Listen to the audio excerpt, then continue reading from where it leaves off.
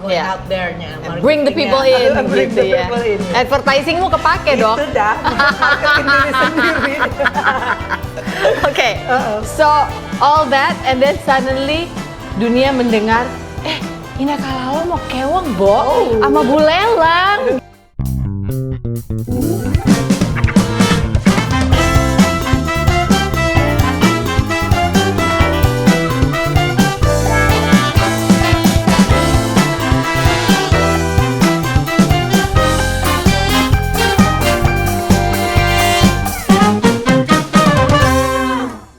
Suddenly dunia mendengar, Ina Kalalo mau kewang, Bo, sama Bu Lelang, gitu kan. Bu Lelang Australia, gitu. Yeah. Itu tahun berapa dan the story of how I met your father, Cie, ceritanya. Yeah. Gimana kamu kalau ceritain ke anak-anak, ketemu papanya di mana?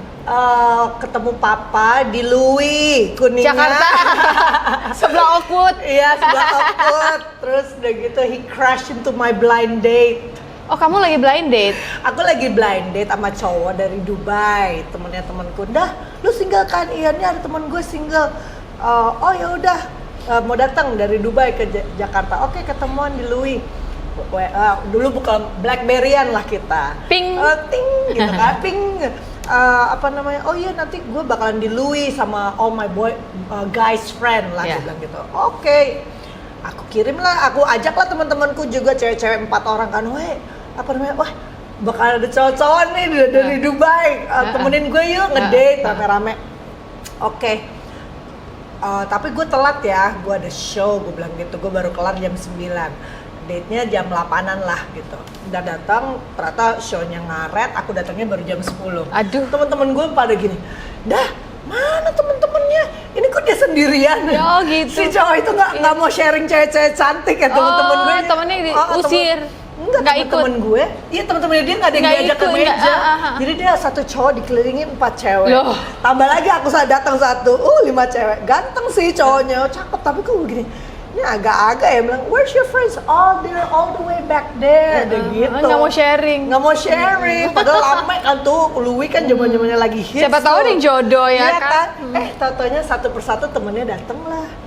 Teman satu, say hello. Terus tapi playboy. Which one is your Blackberry? Nanya gitu ke aku. Bilang, oh yang ini. Dia gini-gini. That's my Blackberry. Ada deh. Ih, Cakep males ya. padahal gue. Ih, pede banget gitu kan, males. Kucuk. Nggak lama Justin datang. Oh. Kagak nanya-nanya nih nomor telepon, tapi ngobrol, ketawa, nyambung. Kok nggak nanya-nanya nomor telepon gue? Sampai kita clubbing, pindah ke Dragonfly, kemana. Kok nggak Sampai nanya? pulang sampai jam 5 pagi kan, zaman dulu masih kuat ya, party sampai jam 5 pagi. Kagak ditanya-tanya juga teleponnya. Akhirnya aku yang nanya. What's your Blackberry number? Oh, kamu udah kayaknya oke nih ya di prospek. Kok karena dia yang nggak ngejar-ngejar. Kok lucu ya? Bikin penasaran. Akhirnya aku yang gitu. Dari situ? Udah, dari situ itu 2010. Masa sih selama itu? Oh iya. Lah iya, anak lo aja udah 12, Bu. Iya, yang udah. gede. Iya, kita nikah 2011. Oke. Lalu dari situ berlanjut ke apa, kan itu kan ketika terang hari besok-besoknya jumpa kan beda ya wajah gitu. Itu Iya, gimana? ngambung, seneng orangnya. Terus udah gitu dengerin ceritanya, he loves traveling, ini. Wah, gue bilang Cocok. you know, like this is it. Aku emang dari kecil begitu, tiap kali dapat honor tuh demennya travel. Emang seneng? Duit tuh habis bisa sampai minus demi gue bisa travel kemanapun. Zaman dulu orang ngumpulin duit buat beli rumah, buat beli apa, gue ngumpulin duit buat beli tiket. Karena apa sih kalau boleh tahu? Apakah karena waktu, kan gini, manusia tuh biasanya mencari sesuatu yang dia nggak dapat waktu kecil. Kayak misalnya gue gitu ya. Travel kali ya. Nah itu, apakah travel itu tidak pernah ada waktu kecil, keluarga jarang travel, jadi begitu punya duit, oke gue maunya travel gitu. Oh, jadi dulu almarhum papa kerjanya di Garuda. Oke. Jadi traveling kan, semuanya untuk kakak-kakakku kedapatan traveling. Kalau keluarga itu anak 3 pertama dapat tiket gratis. Nanti kalau udah yang ketiga, yang pertama 17 tahun baru pindah ke 4. Kan gua anak bontot ya. Oh, nunggunya lama. Gua ngeliatin kakak gua enak banget traveling kemana-mana sama papa. Baru setahun aku dapat tiket gratis, papa meninggal. Aku umur 14. Jadi I didn't get the chance to travel. Iya. And then dari aku kecil tuh bilang papa kan ngeliat papa terbang kemana-mana gitu kan, pulang bawain apalah, selalu bawa oleh-oleh, coklat apa segala macam, dengerin ceritanya gitu. Terus bilang, papa aku mau jadi pramugari. Jangan, kata papa. No, I want you to be the penumpang of a pesawat, gue bilang gitu. Aku nggak mau kamu yang capek. Indah lihat tuh papa capek berdiri lama, you have to serve people. No, like, no, kamu akan jadi penumpangnya, kata papa gitu. Jangan jadi pramugari ya. Gitu. Capek karena papa kan purser dulu sampai purser. Udah itu pun papa dari muda. Umur 54 dia meninggal, itu aja dia udah 20 tahunan.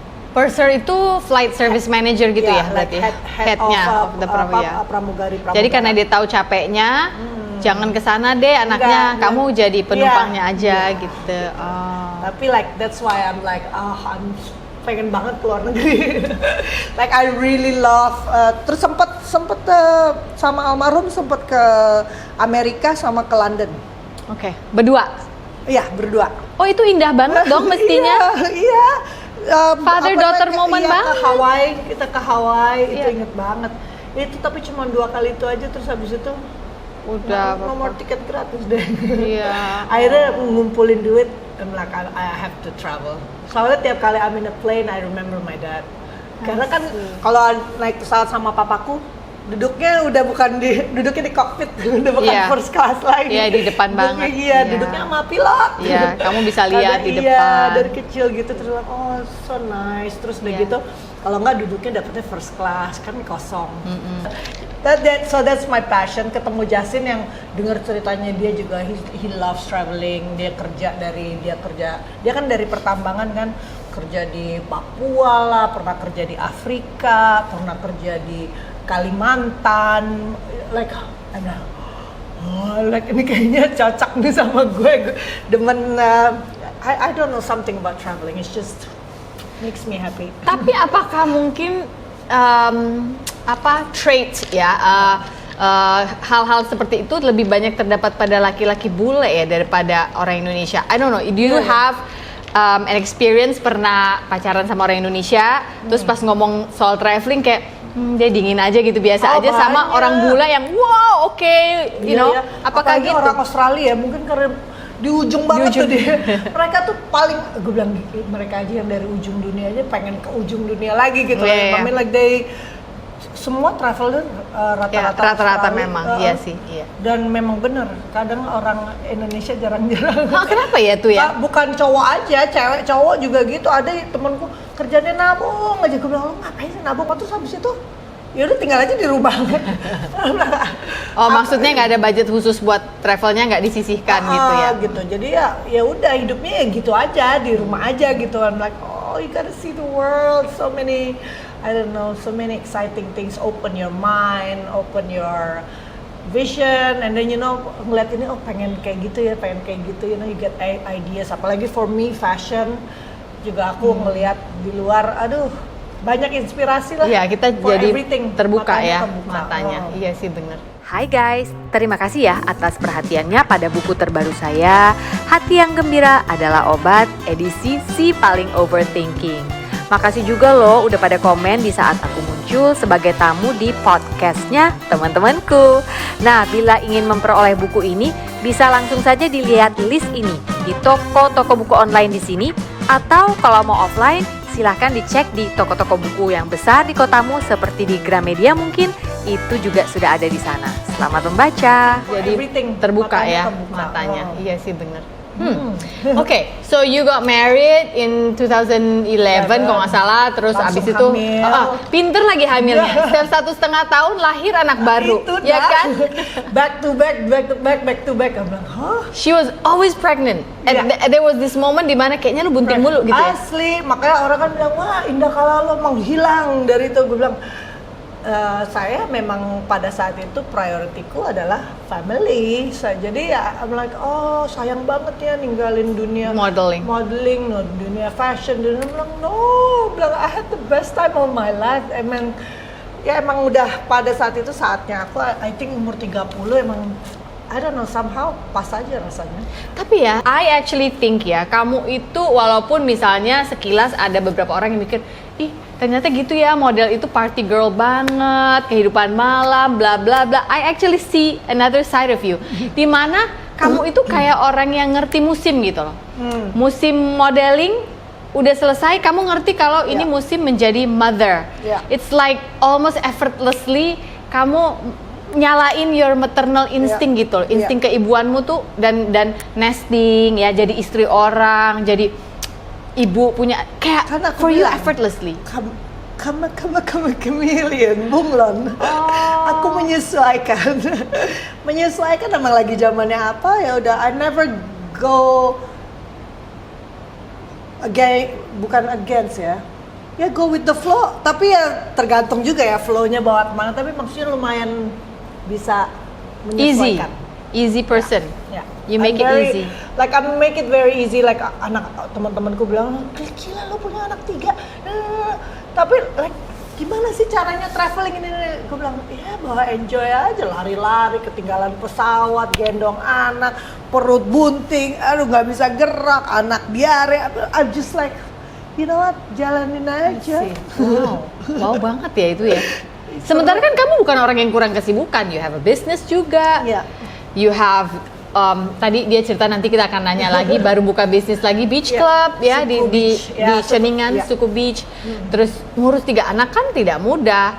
Terus mengurus perasaan, tiap-tiap suami harus keluar kota, keluar negeri, ya kan? Apalagi orang-orang kayak kita yang nggak bisa jauh gitu suaminya. Pokoknya serah deh, lu mau nyebelin juga yang penting di ujung mata kelihatan. Love language, quality time bukan? Iya benar. Aku gitu banget gitu. Jadi waktu pandemi itu aku happy sekali karena suamiku nggak tur. Walaupun tabungan nggak ada dan makanan mikir gimana nih ya. Ya kan? Tapi I just believe rezeki datang aja, pasti rezeki ada aja. Aku juga kemarin pas pandemi mikir, aduh gimana ya, nggak ada show, nggak ada apa, suamiku nggak kerja apa segala macem.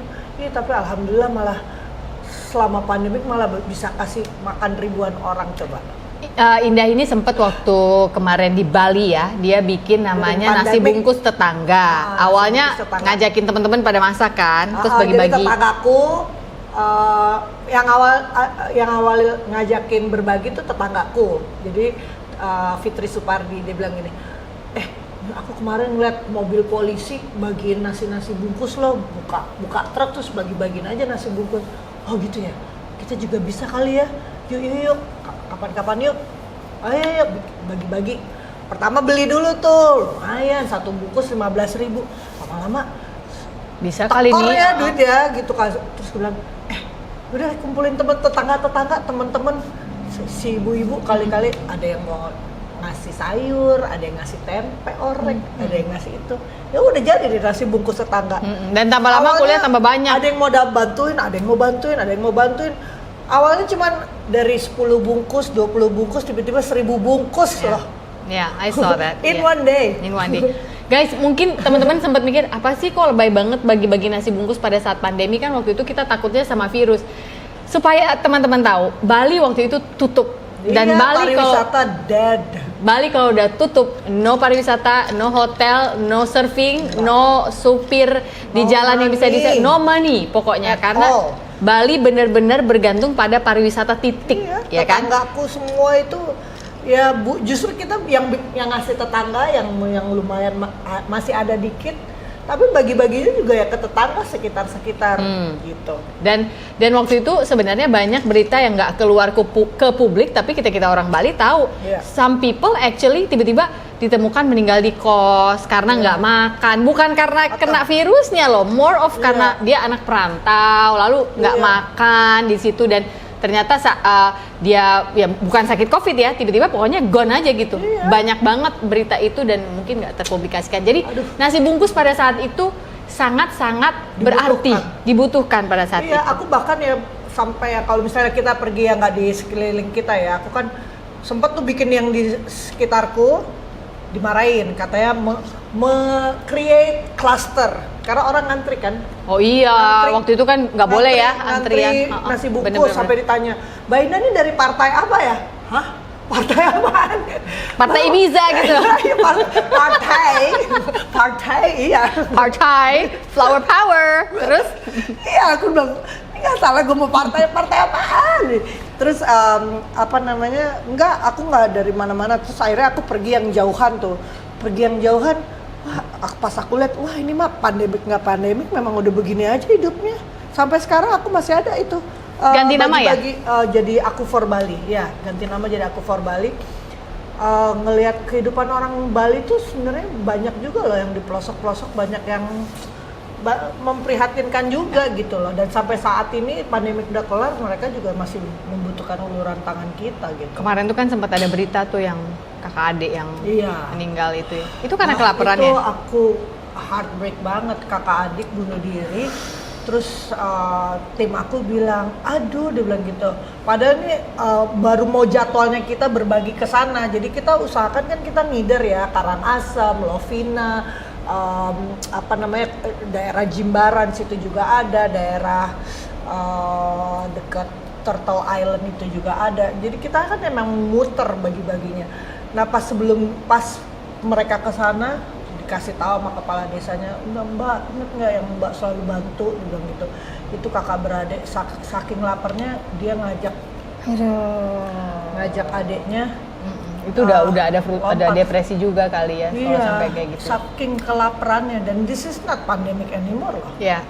You know what I mean? Maka aku juga pikir, aduh, gimana ini ya? This is why you keep that. Ya, aku berusaha. Aku for Bali tetap jalan ya. Tetap jalan.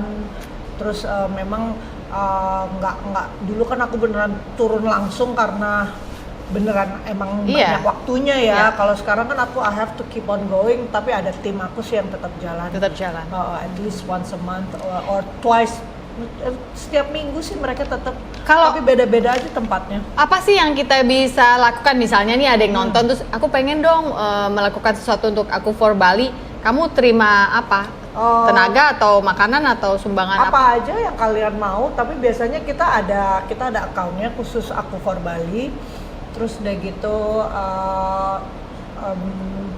yang rutin nih ya, misalnya yang kita udah ada rutin tuh kita selalu bantu YPAC, Yayasan Anak Cacat di Jimbaran.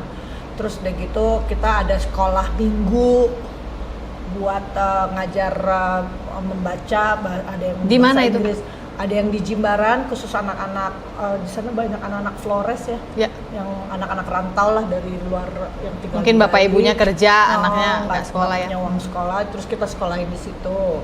Itu yang di Jimbaran ada, sama ada satu lagi di Sidemen. Kalau yang di Sidemen kita ngajarin bahasa Inggris. Karangasem, Sidemen.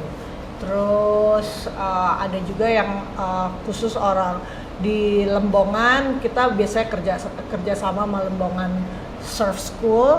Mereka bantu orang-orang yang cacat yang nggak bisa jalan di island, di Ceningan, Penida sama Lembongan. I see.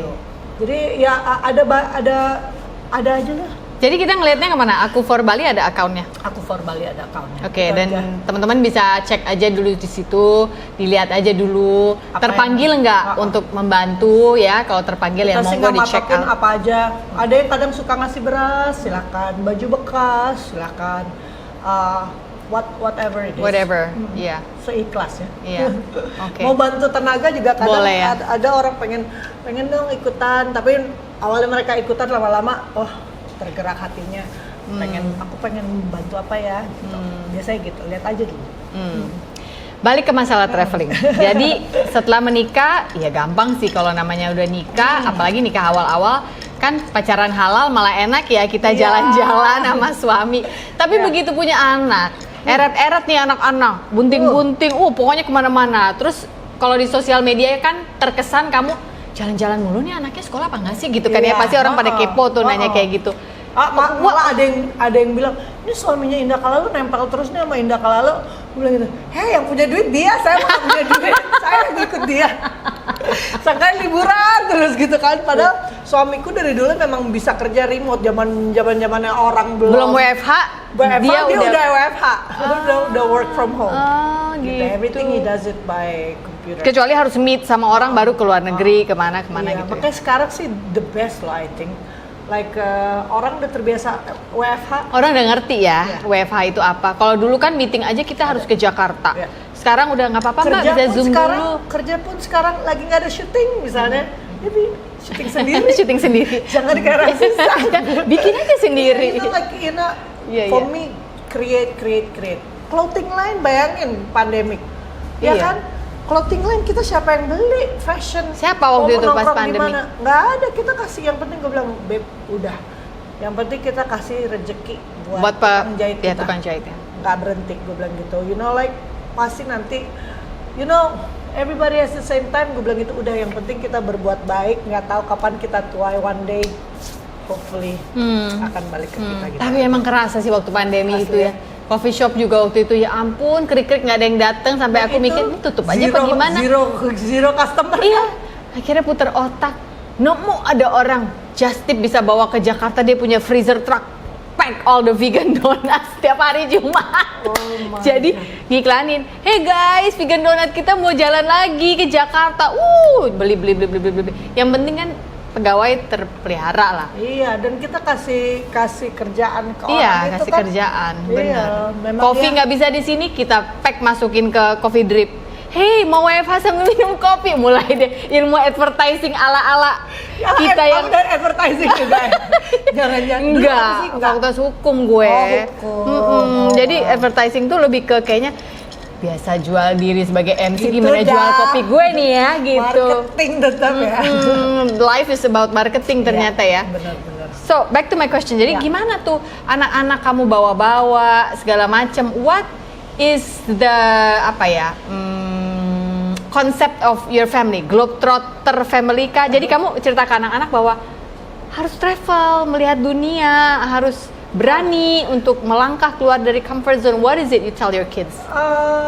Awalnya sih dari kita berdua kan, dari suami aku, dari kita pertama kali ngedate aja langsung day trip. Oh iya. Dia bilang day trip. Ini baru deket, mau bilang mau kemana? Gue bilang gitu, bawa aja paspor pokoknya. Nggak dikasih tahu Iya. tujuannya kemana. Ih serem kalau zaman sekarang kalau diculik nggak balik lagi. Iya. Ini setelah beberapa kali date. Oh iya, oke. Beberapa kali date, terus mau day trip gitu. Pokoknya bawa paspor, gue bilang mau bawa kemana sih? Gue bilang gitu. Dia bilang pokoknya, terus gue bilang, ih kok kayak L Kuala Lumpur sih gitu. Aduh Twin Tower aja gitu ya. Dia bilang, kok Kuala Lumpur sih? Dia bilang, ngapain gitu. Tau-taunya dibawa ke apa sih itu namanya waktu itu rasa Rio, nggak ngerti deh, lupa apa nama tempatnya. Island. Resort gitu. Resort. Yang ada orang utan sanctuary. Serius?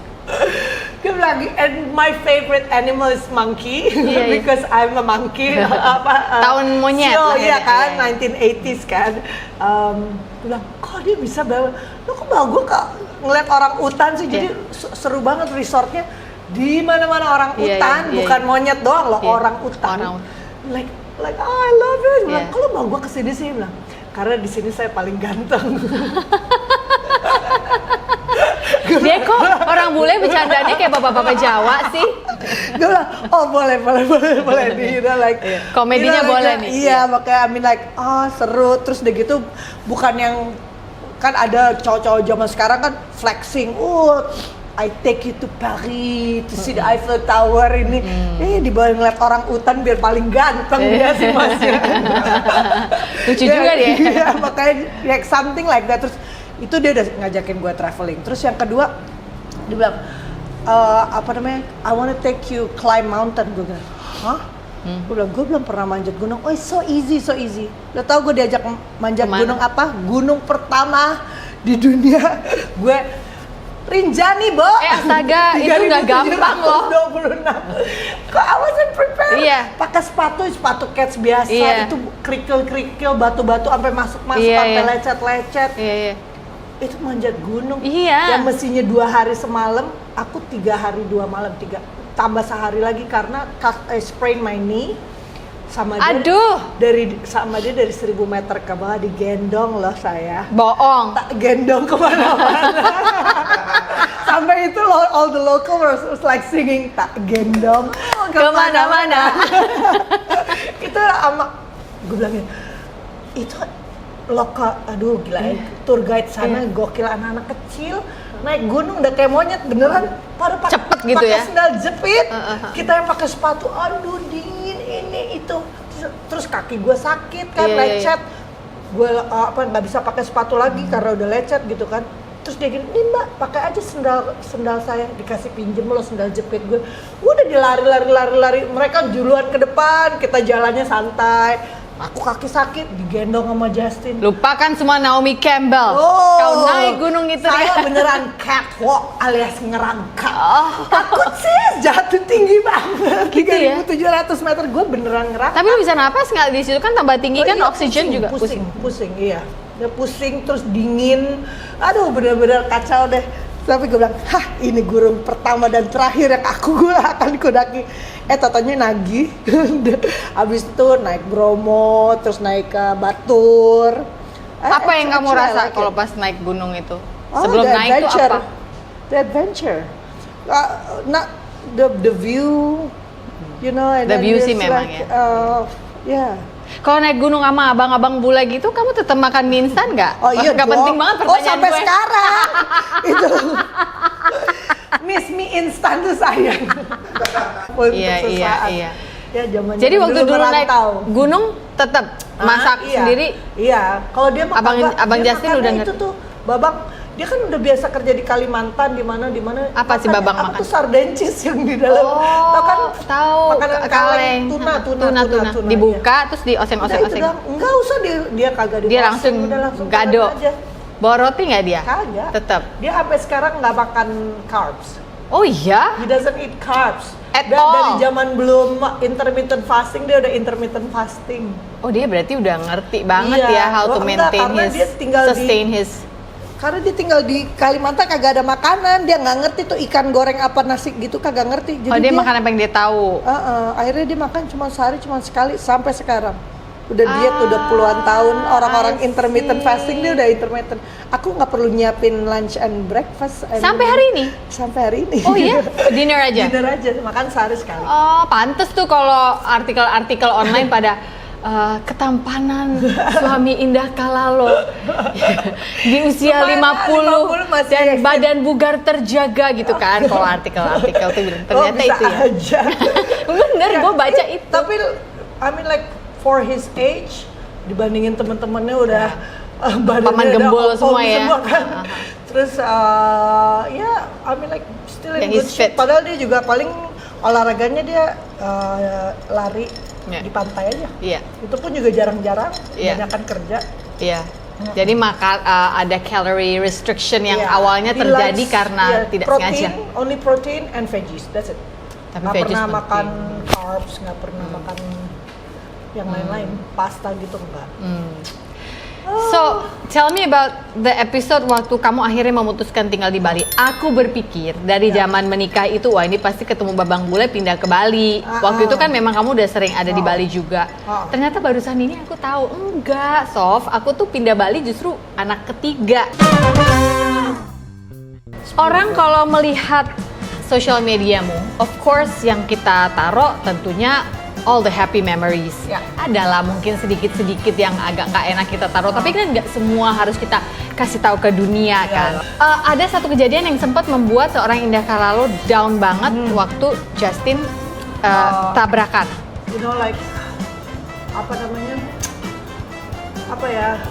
it was just really sad moment for us. You know like I'm thinking like aduh.